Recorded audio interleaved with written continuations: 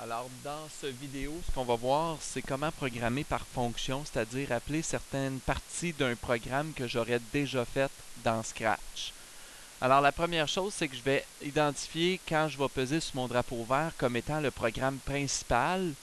Puis après ça, je vais tout de suite aller faire mes fonctions. Mes fonctions dans le projet vidéoclip, par exemple, ça va être mon premier couplet, mon deuxième couplet, mon refrain. Alors ça va être le nom des fonctions.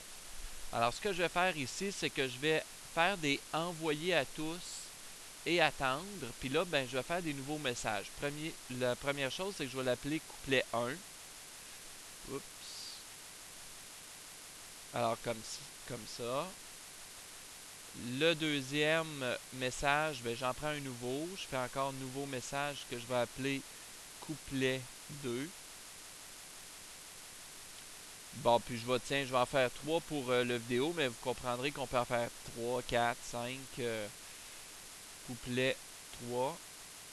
Et finalement, je veux aussi faire un refrain.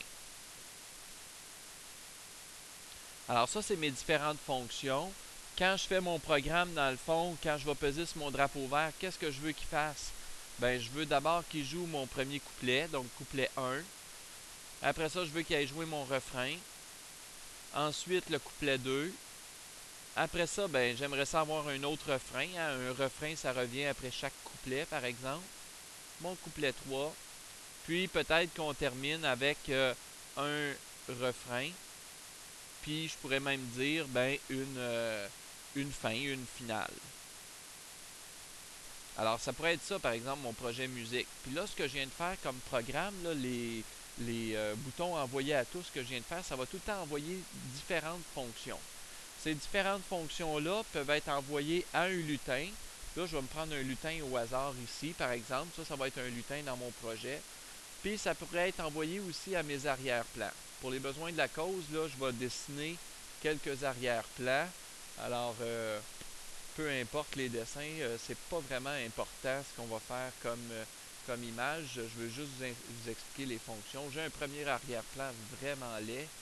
Puis, tiens, je vais me faire un deuxième arrière-plan. Étant donné que ça ne me tente pas beaucoup de dessiner, je vais faire, par exemple, des formes à l'intérieur avec différentes couleurs. Bon. Alors, arrière-plan 1, arrière-plan 2. Mon arrière-plan, qu'est-ce que je veux qu'il fasse? Ben, par exemple, j'aimerais ça quand je vais recevoir le premier couplet. Donc, quand je reçois couplet 1, ben, je veux que mon arrière-plan, lui, ce soit des modifications d'effets couleurs. Quand, par exemple, ça va être rendu au couplet 2, alors vous voyez, mes couplets sont ici. Alors, c'est là que je vais aller faire mes différentes fonctions. Quand c'est le couplet 2, ce que je vais faire, ben, j'aimerais ça que ce soit pas l'effet couleur qui soit modifié, mais que ce soit, par exemple, tournoyé. Puis là, je pourrais aussi mettre, ben, quand c'est le couplet 1, ben, le couplet 1, ben là, je vais aller jouer mes sons. Je veux jouer le son pop, je veux jouer le son modifier un instrument, jouer la note 60, que je mets dans un répété 10 fois, par exemple, des choses comme ça. Alors, je vais aller composer mon son pour le couplet 1.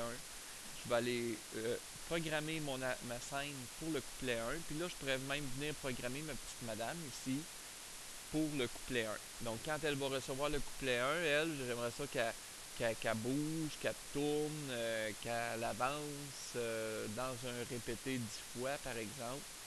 Et puis, ben évidemment, je pourrais venir aussi comme ça, de la même façon, venir faire mon refrain qui pourrait être,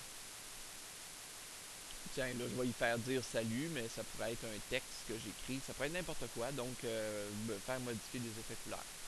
Qu'est-ce qui va arriver? Ben, regardez bien, quand je vais peser, là, je vais démarrer le pas à pas pour qu'on puisse voir qu'est-ce qu'il va faire quand je vais peser sur mon drapeau vert. Alors, quand je pèse sur le drapeau vert, vous voyez, là, il est à couplet 1 présentement. Il fait tout ce que j'ai demandé de faire à couplet 1.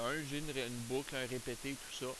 Quand couplet 1 va être terminé, il va aller faire ce que j'ai mis à refrain. Alors, vous voyez, couplet 1 est maintenant terminé. Refrain, couplet 2, il a passé vite parce que je ne l'ai pas fait encore.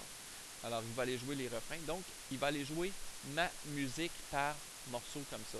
Alors, c'est ça qui me permettrait de découper ma musique comme il faut.